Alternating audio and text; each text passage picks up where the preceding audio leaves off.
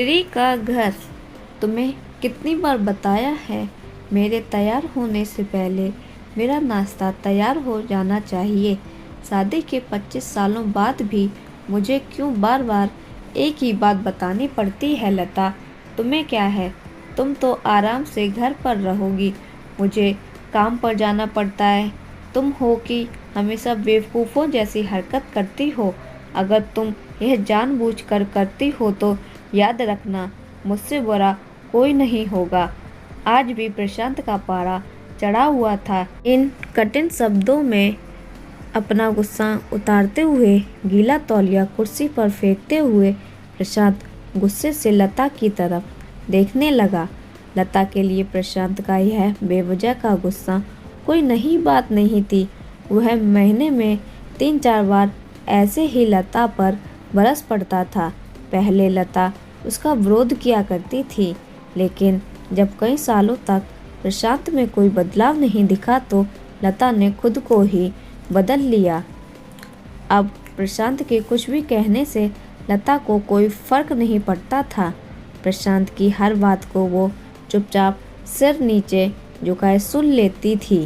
शादी के पहले 5 साल तक लता ने पूरी कोशिश की थी कि प्रशांत को बदला जाए, लेकिन फालतू का गुस्सा करना और बाद में लता को बुरा भला कहना, यह मानो जैसे उसकी आदत बन गई थी। कोई भी वाद विवाद होता तो प्रशांत सीधा लता को बोल देता, अगर मैं तुम्हें अच्छा नहीं लगता तो क्यों चली नहीं जाती अपने मायके, क्यों रहती हो मेरे साथ। इतना सब कुछ होने के बावजूद लता प्रशांत के साथ रहती थी, क्योंकि उसे अपनी बेटी की फिक्र थी। और वह जाती भी तो कहाँ, अपने बूढ़े हो चुके माँ बाप को इस उम्र में परेशान करना वह नहीं चाहती थी। समाज और लोग क्या कहेंगे, यह भी तो उसे देखना था। वह इतनी पढ़ी लिखी भी तो नहीं थी कि खुद जाकर कोई नौकरी कर सके और अपनी बेटी का पालन पोषण कर सके। लता को अब अपनी फिक्र नहीं थी, उसको फिक्र थी तो बस अपनी शादी लायक हो रही बेटी की। लता नहीं चाहती थी कि पति पत्नी की झगड़े की वजह से काव्या डिस्टर्ब हो। काव्या की पूरी पढ़ाई हो चुकी थी, उसके लिए अब शादी के रिश्ते आने लगे थे।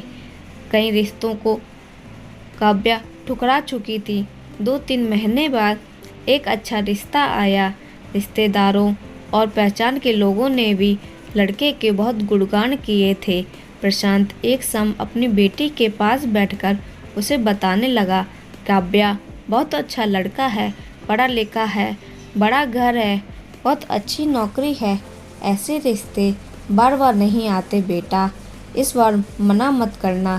काव्या अपने पिता से ज़्यादा बात नहीं करती थी, शायद डरती थी या शायद नफरत करती थी, लेकिन आज वो अपनी पूरी हिम्मत इकट्ठा कर बोली, मुझे अभी शादी नहीं करनी है पापा, मैं नौकरी करना चाहती हूँ, खुद अपने पैरों पर खड़ी होना चाहती हूँ। हाँ तो उसमें क्या बड़ी बात है, मैंने लड़के से बात की है, वह तुम्हें किसी बात के लिए नहीं रोकेगा, तुम शादी के बाद भी नौकरी कर सकती हो, वह तुम्हें नौकरी के लिए परमिशन दे देगा। प्रशांत बोला, मेरा नौकरी करना या ना करना उसकी परमिशन पर क्यों डिपेंड रहेगा पापा? काव्या ने पूछा।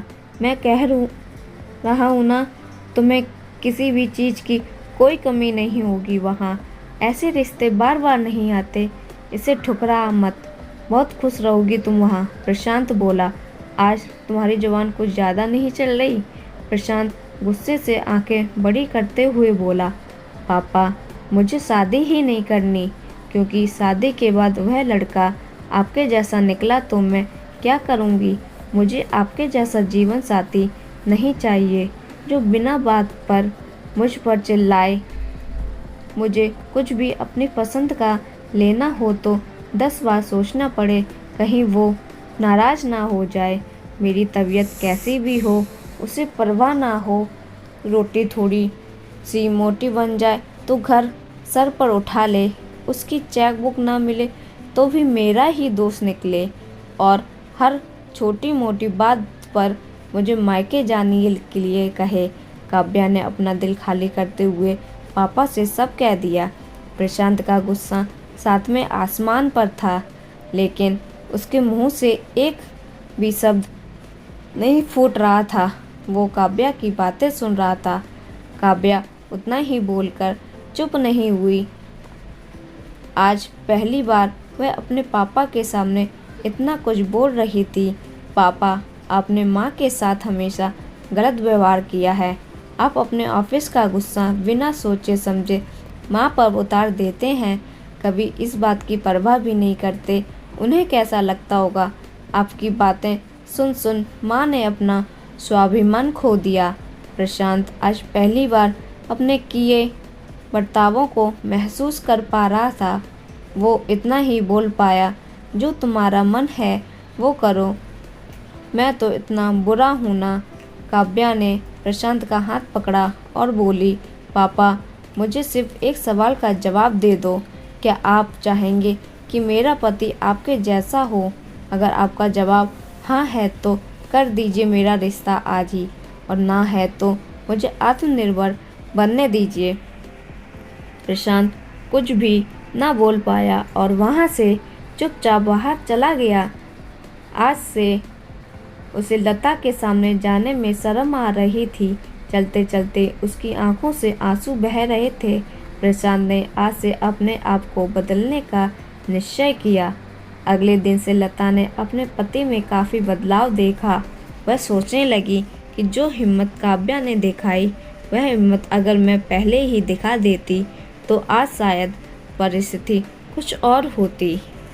अब काव्या पढ़ लिख कर अच्छी नौकरी करने लगी थी और 3 साल बाद उसके लिए एक अच्छा रिश्ता आया। और उसकी विदाई पर प्रशांत बोला, बेटा, तू हमेशा खुश रहेगी, क्योंकि तेरा पति तेरा बाप जैसा नहीं है।